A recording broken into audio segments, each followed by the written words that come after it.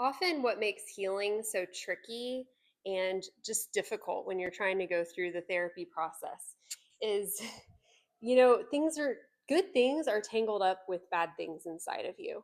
And, like if the enemy were to just come out and just say, like, you should not forgive that person, they don't deserve your forgiveness. Well, you'd probably be like, well, yeah, they do deserve my forgiveness, and just the attack wouldn't be effective.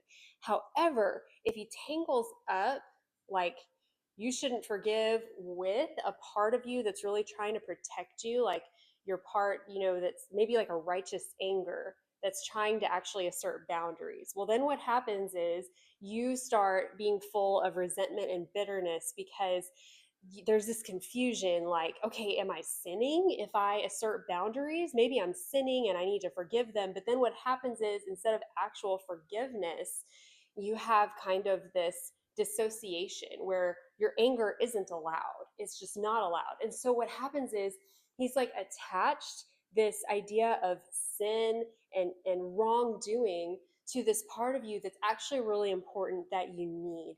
And so part of the therapy process is untangling what the enemy has hijacked from the good defense mechanisms, the good discernment that God has put inside of you, so that, for example, you're able to have righteous anger when your boundaries are being violated, and yet you can also forgive that person, be like, they don't know what they're doing, and you just act in a way that's loving, but that also protects yourself.